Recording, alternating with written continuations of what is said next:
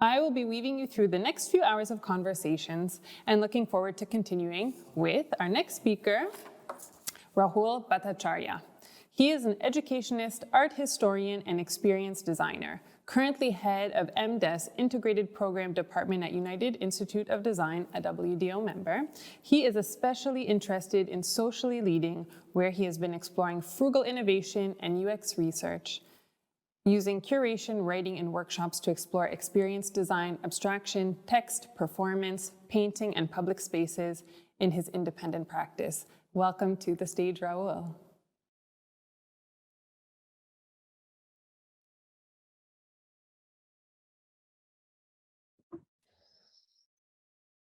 Hi, is that Sarah that you welcome me? Or am I audible? Yes, Rahul, we can hear you. Absolutely feel free to start when you're ready. Perfect. So it's very interesting that I'm following up with the last CII panel, and I wish I could have joined earlier because certain discussions which I later eavesdropped kind of talks about the possibilities that lead to this session, the situations and possibilities that lead to this session. And especially interested in the idea that we've designed in some way or the other has always been designing for humans. And as we try to expand our idea of sustainability, uh, are our current relationships with success and which kind of governs our funding, governs innovation, does our current relationship of success allow for an expanded way of looking at innovation? So, and like I've been taught to kind of look at the pluralities because one supports the other. So, if one had to kind of look at success and try to understand how can we kind of have a different relationship with it, possibly, one had to look at failure. Because in a sense, these two support each other. And this 30 minutes is actually designed to be a provocation. I don't know how many people will be able to use the chat box, because it would be ideal if somewhere during the session or as we kind of work through, if some personal ideas or personal encounters of failure can be shared. And so right now, I begin with a series of provocations. And again, so to kind of relook at success, one had to start looking at failure. But then again, to kind of understand failure, one had to go back to look at success. And so the entire presentation is also a collection of memes in a way. So we have arrived in the mainstream across industries, a kind of a universal understanding of what success would mean. And there are possibly recipes for it, and standard, well-established, circulated, workshopped, taught recipes for success. Now, as we proceed, we also realize that there is a social science behind success. So it's just not a recipe, but it's a methodology. And so we have, what would we call the success process, and a alleged foolproof way in which success can be achieved by anyone and everyone who follows that path. Uh, Now, for me, that is problematic because that is also something that exactly what religion says. So one has to kind of go and dig deeper. And as we start digging deeper, yeah, so from now we start crunching a bit. Is the text on my screen readable? And I feedback over chat would also be nice.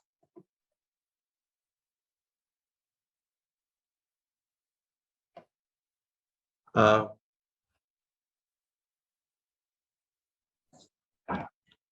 so how do these kind of words come about? How do these words um, play out? And so we have the figures in board will come to in a while. But what's interesting to see that both kind of begin with fluid definitions. But of course, failure right from the beginning had this kind of a deficiency, you know, deficiency of something attached to it.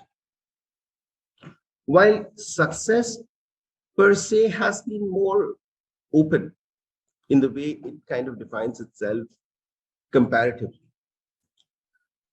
But what's interesting is that, you know, the way we look and work upon the notion of success and failure are both born at the time of the Industrial Revolution. So it's a very important point to note that, like so many things that govern our common sense, are born at the time of the Industrial Revolution, at the early stage of Industrial Revolution. The notion of success and failure kind of come from there. So it brings us a different kind of a question. A question that would possibly say that we allegedly live in an age of a post-industrial revolution. Industry 4.0 is looking way beyond industrial revolution, and the way we kind of try to map our SDGs look way beyond the industrial revolution. So can our ideas of success and failure, implied from a designer's point of view, be rooted in the way it was defined during the Industrial Revolution? So a little bit of further scrolling, and one of the things that has happened in our times, thankfully, or rather by these times, thankfully, is that, there's been a lot of dismantling of truth. And which is interesting because it gives space for a lot of subjectivities, right? And so we create a meaning of success where, sorry, this was maybe hiding here. So getting home early can be a success for an employee at the end of the day.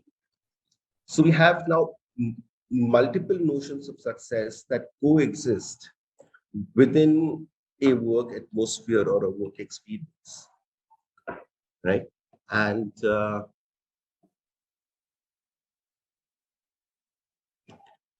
yeah, now I'm again coming back into the traditional thing that also people have tried to reimagine it. So increasingly in popular culture, you get to see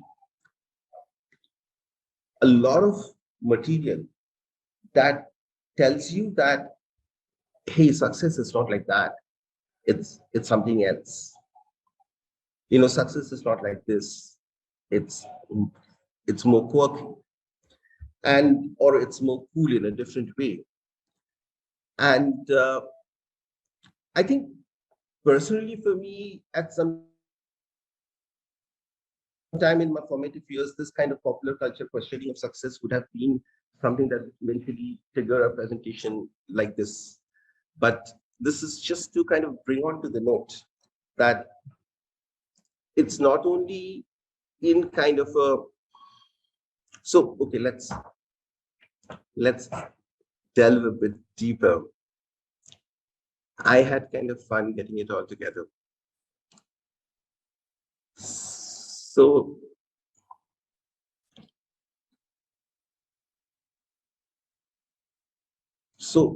even in popular culture, you can understand that there's a high level of complexity in which this questioning is about philosophical questions about success and failure are taking place, and we definitely see the future generation uh, is seriously interested in re-looking at what is success and what is failure. And if you many of you would have read about the Great Resignation wave. A huge amount of, I won't quote the numbers because I don't really know for sure, but a huge amount of the workforce wants to be out, right? They want to do something else, or they want to switch, and they want to experiment. And we'll soon come to that, because let's layer it. But it's also in practice, I encountered this dialogue between success and failure very, very differently when I wear different hats. So as an educator, I am always supposed to encourage experimentation, always encourage, uh, process, and and and prep up my students to not feel scared if an outcome doesn't come up. If the kind of experimentation and the documentation of that process is really good.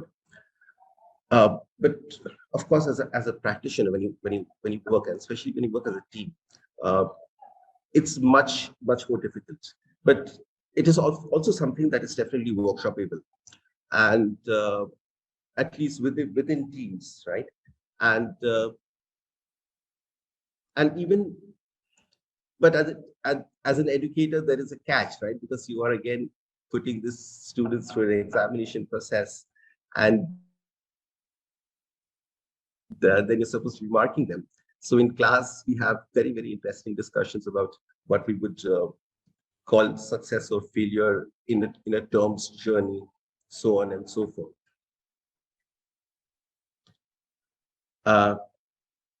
So let's complicate this a little bit more.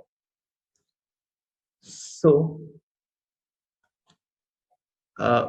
so within this entire, because we began with an expanded push towards an expanded understanding of sustainability, calling into question the current notions of success and failure, which have a strong bearing on design process. So to tie the thread in that way, another word kind of needs to be brought in. And yeah, so the word experiment, because we'll soon see some overlaps. If you kind of, maybe we'll come back to the slide in just a while after we go through certain ideas, further ideas of experiment. Yeah, so this idea of make trial, operate something to discover, also in a way matches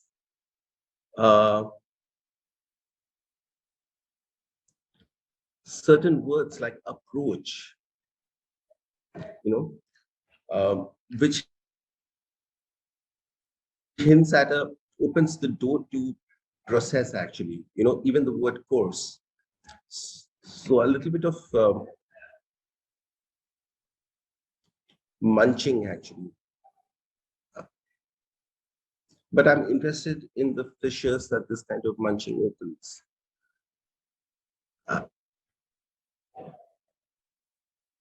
Yeah. So the experiment was a link word for me to also start talking about process, and then maybe come back to the word experiment as we kind of see what kind of co-relationships meanings have had historically. So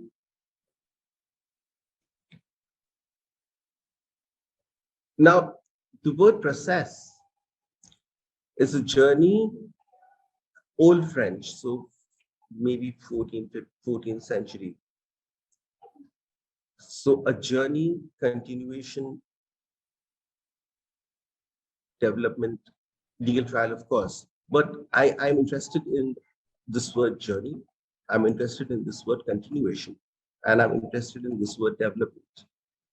Because somewhere when we look at experimentation,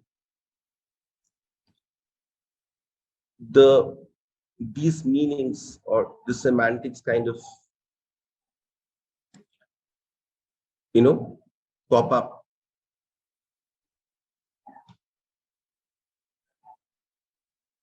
And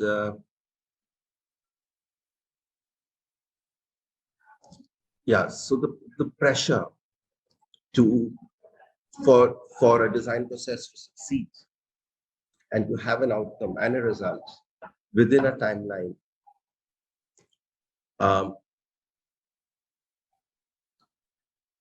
and to expect that change in any substantiated way can be formalized, into kind of a systematic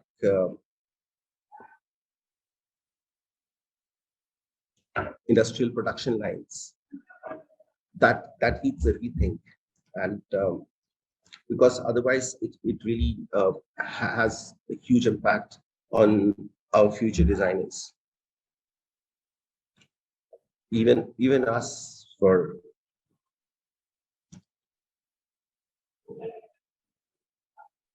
So yeah, just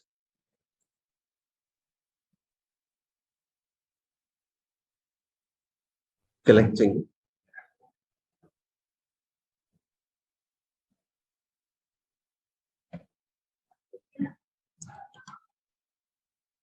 And now pushing that envelope of wordplay a little bit, you know, of pushing or trying to provoke through bringing different words together on the table.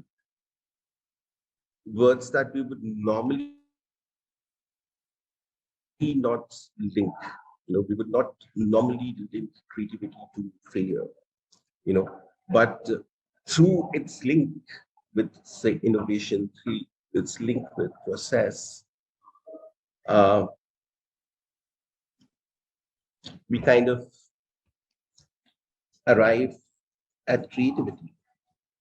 And we all know that the famous understanding of, God creating the universe. So it's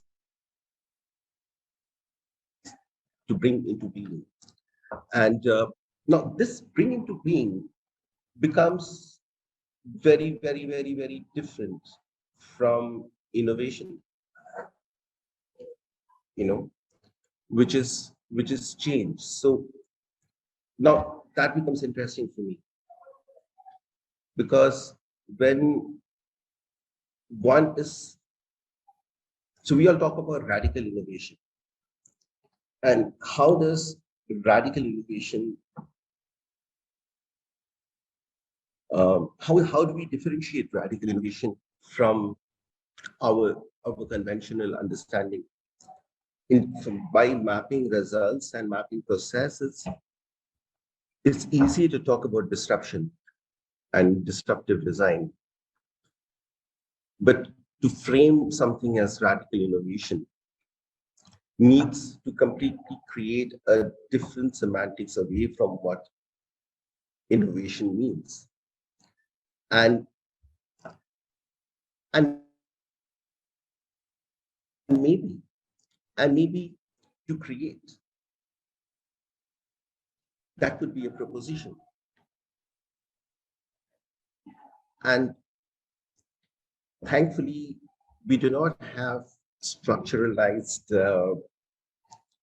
industrial thought systems about how to create. It kind of offers a larger elbow space for experimentation. And but I really don't know who my audience is right now. I mean, I know that I'm speaking to a larger member of the design ecology as a primary audience. Some may be educators, some hopefully industry leaders. And so whenever I talk to nowadays, a lot of young people are leaving the industry and trying to come to academics too. Apart from a job loss that has happened, there is also, when I get into conversations with them, there is also a kind of looking for a more creative space, and there is something definitely there in the ecosystem of the design processes that we follow, especially in emerging economies, where corners are elbow space, if I have to talk about it, if elbow spaces are not there really. And yeah, so that's kind of coming to the end of, and this is just a quote I picked up. Damn it. It's about, I should drop in the website or the chat by the time we finish. But so for me, I found it very interesting because experimentation and the idea of venture, they map onto each other very, very, very closely. And how do you kind of do achieve radical innovation without a culture that drives experimentation? So yeah, I think Sarah, that's my last slide. Nathaniel, we still have about 7 minutes.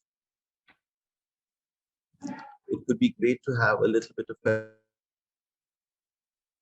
questions. Perfect.